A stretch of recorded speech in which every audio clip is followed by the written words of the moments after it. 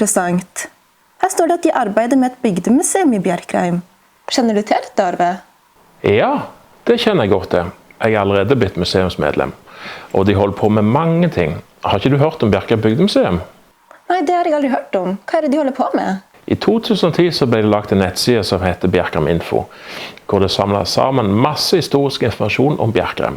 Her ligger det mange tusen sider med informasjon. Du Arve, dette er vel ikke noe bygdemuseum? Jo, dette tilhører bygdemuseet. Det er nemlig et digitalt museum. Og så ligger det mange bilder fra hele bygda. Dette må du se en gang, så blir du godt kjent i Bjerkreim. Veldig enkelt, du søker på bjerkreim.info.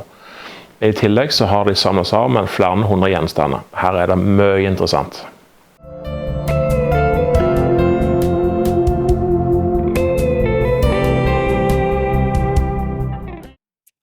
Her bak er det Bjerkreim bygdemuseum holder til. Vi går inn og tar en kikk inn forbi. Bli med. Dette er gründerne som har arbeidet med museumsplanene i Bjerkreim de siste 5 årene. Nå ser vi i arkivet. Alt som er samlet her, det må ikke fjernes fra dette rommet. Her er gamle dokumenter, originale foto, illustrasjon og mye annet. Og nå ser vi et lite museumskontor, men der er det datamaskin og det er kontorutstyr. Hei Johan, hva du driver med? Ja, Paul, jeg sitter her og leter etter gamle forfedre til slekta mi. Og de som jeg leter etter nå, de kommer fra Særdalen og Åseral. Og da er det jo en ypperlig plass til å være her på museet og holde på med det. For her har jeg tilgang på det jeg trenger av kirkebøker og bygdebøker fra både Særdalen og Åseral. Og så har jeg med laptopen sånn at jeg bare legger det inn etter hvert som jeg finner det i. Her er samlet ganske mye lokalhistorisk litteratur. Alle museumsmedlemmer kan komme her døgnet rundt og låne bøker. Hele museet er døgnåpent for alle medlemmer. Nå er vi kommet til selve visningsrommet, og her skal vi inn mange ting i hyllene. Det skal jo opp en del bilder og illustrasjoner på veggen omkring. Ja, her har vi en alen som er fra 1700-tallet.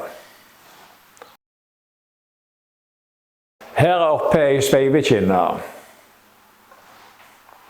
Og da bruker jeg det håndtaket her, og så sveiver det. Og her har vi et bekspann.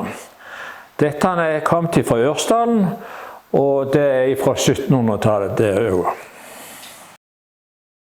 Det er såkalte sauesokser, så jeg brukte når jeg klippte sauer. Her er det 3 utstyrkister fra Bjerkreim fra 1800-tallet. Og det var ganske vanlig at jenter ble utstyrte med kister for å samle klær og altså tekstiler som de trang i det nye heimen sine. Så de fikk ansvar for på sin nye boplass. Her ser vi en skolepult fra den skolen som ble bygd på Bjerkreim i 1899. Det var doble pulter de brukte da. Da satt det 2 personer med siden av hverandre. Og her så ser vi de gamle skolepultene. En sånn pult som vi ser her, den trepulten vist her, den hadde jeg når jeg begynte på skolen i 1949. Museet er døgnåpent for alle medlemmer. Og her er det møterom med kjøkken. Og du kan benytte lokalet når du vil, til møterom eller annet. Det passer for 15-20 personer. Museet har flere gjenstander som står rundt omkring i bygda. Her på Vinningland står det et trøkkeverk på denne låven som de har brukt. Alle på Vinningland var med på trøkkearbeid. Maskinen ble dreven av en stor motor som stod et stykke ifra.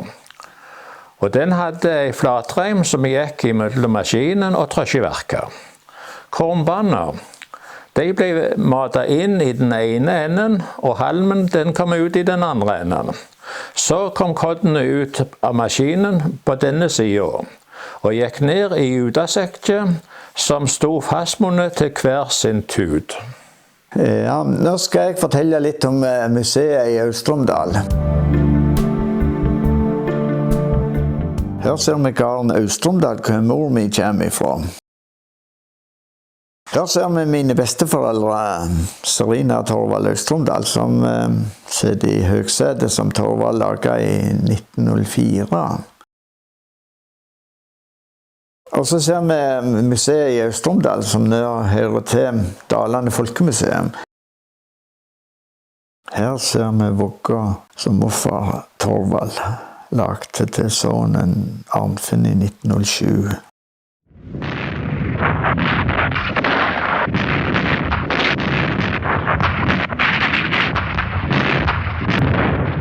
Fredag den 19. april 1940 startet det tyske angrepet imot Bjerkreim. Tyskerne har en kort stopp her på Runaskardet i Bjerkreim. Lastebil med feldkanon på planen. Kanonen hadde kjerrehjul og kom fra Egersund.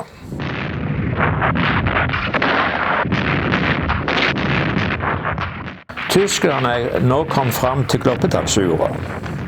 Her ser vi en tysker som lurer seg fram mellom stabbesteinene langs veien. Tysk syketransport langs veien mellom Veen og Malmøy.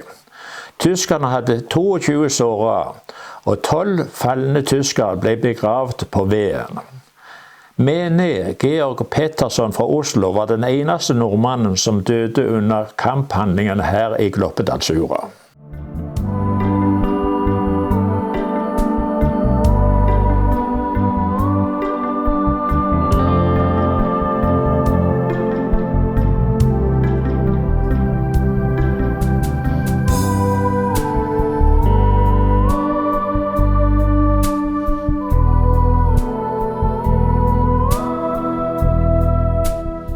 Det nedlagte meieriet på Vikeså skal inngå i den nye sentrumsplanen. Meieriet er en kulturinstitusjon for bygda og skal bevares.